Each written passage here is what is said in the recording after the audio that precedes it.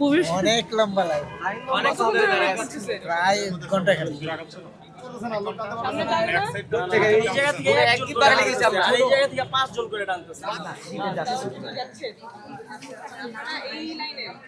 মাঝখানে মানে এই সাইডটা আমরা তো 1.5 ঘন্টা ধরে খাড়া ছিলাম। 1.5 ঘন্টা ওয়েট করার পরে আপনি কেন্দ্রে ঢুকতে পারছেন। জি জি, একতলাতে হচ্ছে 4টা সেন্টার আছে আর এখানে 2টা সেন্টার আছে। আমাদের জায়গা কম, এই কারণে হচ্ছে আমরা 6টা লাইন করতে পারছি। এটা আমি যদি করতে পারতাম তাহলে তো আমরা আরেকটু করতাম। তারপর আমি নিচে থাকছি, আশা করি মানে ই করে ফেলবো। যে আমরা বাইরে শুনে আসলাম 2-2.5 ঘন্টা ধরে অপেক্ষা করছিলাম। দেরি হচ্ছে, বাইরে 2-2.5 ঘন্টা ধরে দাঁড়ায় আছে। 2টা ভোট তো, হ্যাঁ না ভোট আর সব বাইরে সিরিয়াল আছে, আমরা দুজন করে ভিতরে ঢোকাচ্ছি তো আগে এক ককটেল প্রায় 40% হয়ে গেছে, তার আমাদের গেটের মধ্যে ঢুকলে ওইখান থেকে কিছু পাঠায়, এর মধ্যে আমাদেরটা পড়ে না।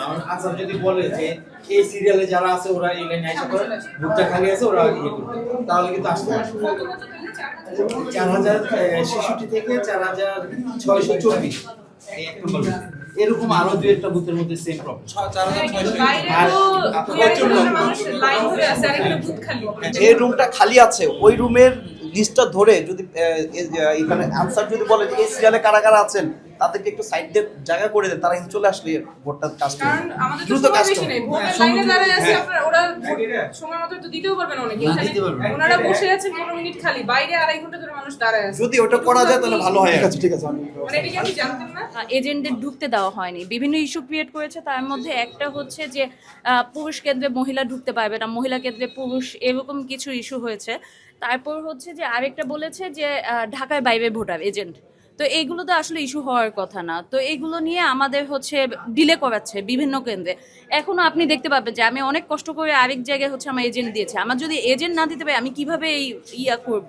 ভোটের পরিবেশ, মানুষ তো অনেক স্বতঃস্ফূর্তভাবে আসছে, কিন্তু এখানে আপনারা দেখছেন যে লাইনে দাঁড়ায় আছে, অনেকে বলছেন 2-2.5 ঘন্টা, কিন্তু ভেতরে বুথ আবার খালি, 10-15 মিনিট ধরে বুথ খালি। তো আমরা গিয়ে জিজ্ঞেস করার পরে ওনারা বলছেন সিরিয়াল ওয়াইজ। তো যারা ভেতরে আছেন পোলিং অফিসার, ওনারা তো বাইরে এসে বলতে পারেন না, সিরিয়াল ওয়াইজ ডাকলে তাহলে ওনারা দ্রুত করে ফেলতে পারবেন। ভেতরে বুথে ওনাদের ভোট ওই বুথে পড়বে 500-550, এখন পর্যন্ত একটা বুথে হচ্ছে 90, একটা বুথে 118। সময় আছে আর মাত্র 4.5 ঘন্টা।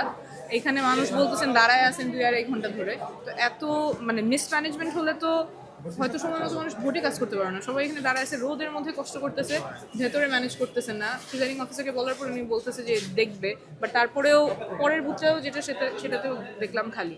আর আমাদের পোলিং এজেন্ট যারা আছেন বিভিন্ন অজুহাতে তাদেরকে কেন্দ্রে ঢুকতে দেওয়া হচ্ছে না বা বের করে দেওয়া হচ্ছে, যে পুরুষ কেন্দ্রে পুরুষ লাগবে, নারী কেন্দ্রে নারী লাগবে, এটা কোনো রুল নাই। এগুলো বলে ওদেরকে বের করে দেওয়া হচ্ছে। ঢাকার বাইরে থেকে হলে হবে না, আসনের ভোটার না হলে হবে না, এরকম বানোয়ার কিছু এক্সকিউজ দিয়ে আমাদের পোলিং এজেন্ট বের করে দেওয়া হচ্ছে। এগুলি তো যুক্তিযুক্ত না।